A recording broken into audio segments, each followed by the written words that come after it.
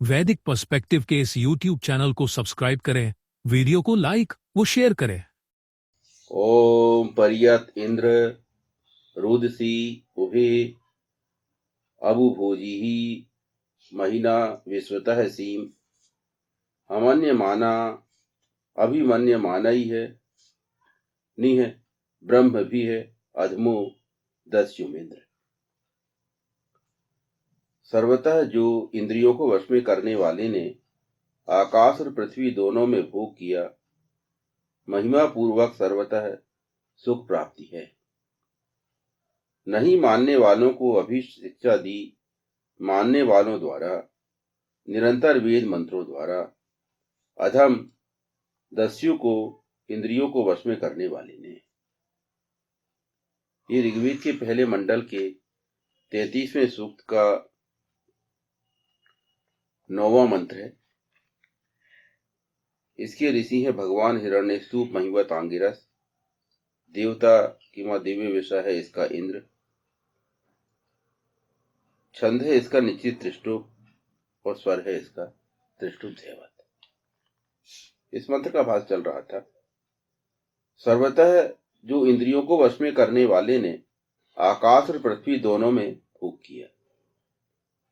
परियत इंद्र रुदसी उभे अबुभोजी ही। इंद्रियों को वश में करने वाले के लिए सर्वत्र ही भोग की व्यवस्था है। आकाश और पृथ्वी दोनों में ही इंद्रियों को वश में करने वाला भोग प्राप्त करता है।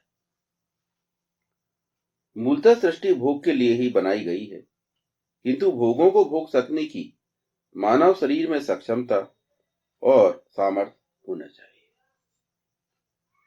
यह शारीरिक सक्षमता और सामर्थ्य इंद्रियों को वश में करने से आती है, धर्माचरण करने से आती है।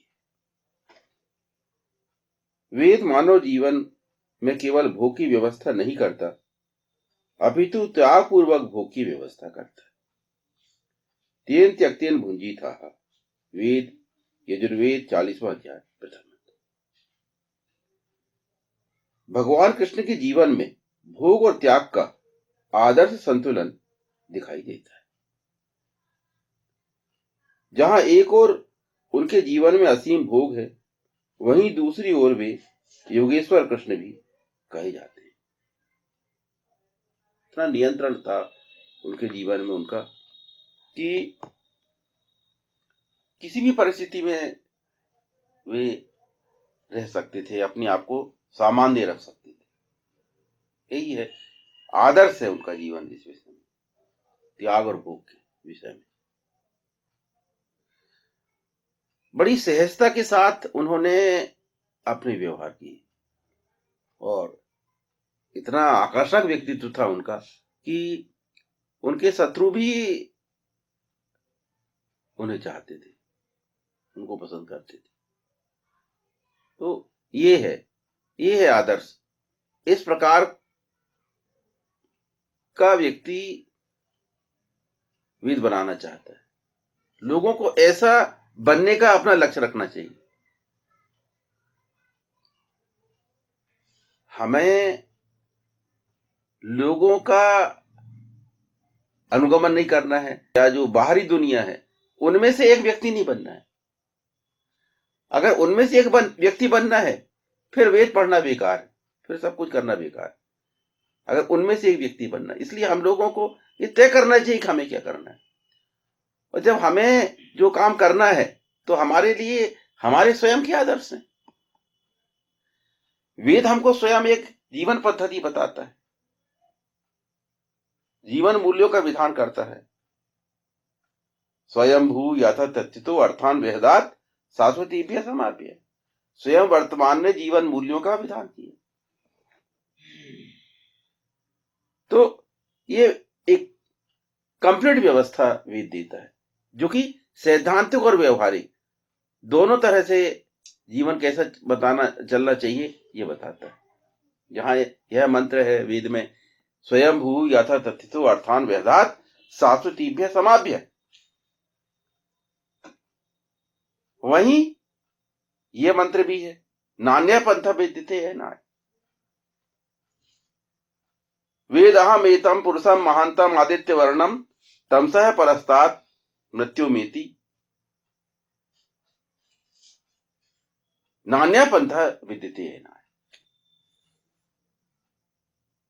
तो जहां परम पुरुष का अनुगमन करने के लिए बोला गया, तो वेद में पूरा संतुलन है।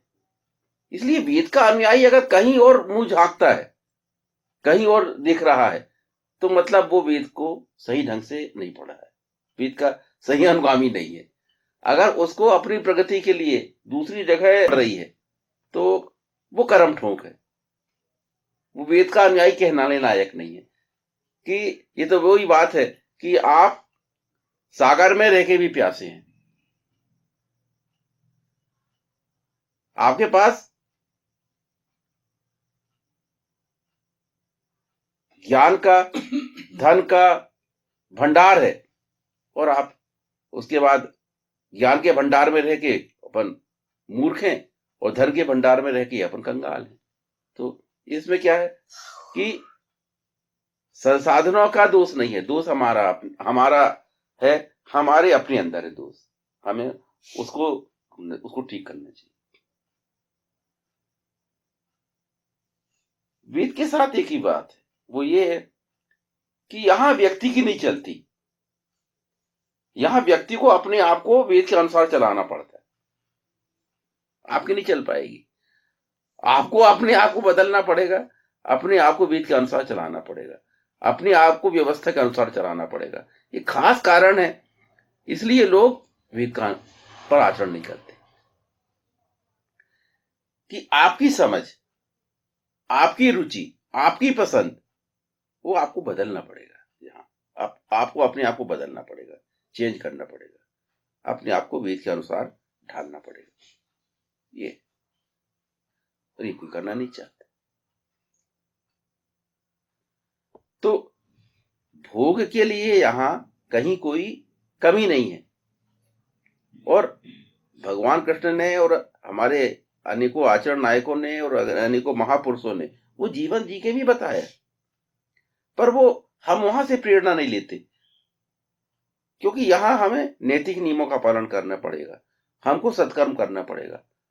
हम गाली नहीं बक सकते यार, मजे नहीं आएगा फिर जिंदगी में। गाली बकने को होना, शराब पीने को होना, मनमानी करने को होना, दो हम मार दे किसी को, दो हमको मार ले, मतलब हमको एक गैर जिम्मेदारी का जीवन जीना है। एक गैर जिम्मेदारी है, कहीं कोई जिम्मेदारी नहीं। आपका मन करे बलात्कार कर लो, लोग आपको जूते मारे, जूते खाओ, और आपको जेल भी जाना पड़े तो जेल भी चले जाओ। ये मजा है वहां। लोग जो जीवन वहां जीते हैं, वो जीवन कैसा है? इसी प्रकार का जीवन। आप किसी का धन संपत्ति लूट लो, और आपसे कोई जबरदस्त होगा और केस कर दिया तो जेल में चले जाओ फिर। तो वहां क्या है, आजादी कैसी है? आजादी ऐसी है जो कि आत्मघाती है। और वेद की जो व्यवस्था है उसमें क्या है, हर चीज सिस्टमेटिक है, आपको जीवन जीने का आनंद मिलेगा। तो वो आनंद इस प्रकार का है। और कहीं भी कोई हमारे ग्रंथों में वैसा जीवन जीने के लिए कोई प्रेरणा नहीं मिलेगी, किसी भी ग्रंथ में नहीं मिलेगी। ना हमारे ऐसे ग्रंथों में जिनमें जीवन के सिद्धांत बताए गए हैं, उनमें भी नहीं मिलेगा। और जो हमारे पुराण इत्यादि ग्रंथ हैं, जिनमें लोगों ने आचरण करके बताया है और वो लिखा है, इतिहास लिखा है, उनमें भी नहीं मिलेगा, कहीं नहीं मिलेगा। इस जीवन की कहीं कोई आपको गाइडेंस मिलती है क्या, कैसा जीवन जीना चाहिए? कहीं नहीं, कोई शास्त्रीय आधार नहीं है इसका। किंतु लोग जी रहे हैं, क्योंकि मनमाना जीवन जी रहे हैं, इसलिए कोई शास्त्रीय आधार नहीं ना, ऐसा नहीं किया गया कभी। ये जो व्यवहार आज किए जा रहा है, इस व्यवहार की कहीं कोई शिक्षा कहीं नहीं है। और हमारे धर्म ग्रंथ तो छोड़ दो, ग्रंथ में भी नहीं है। जो जीवन लोग आज जी रहे हैं, उस जीवन को जीने के लिए उनके ग्रंथ भी नहीं कहते।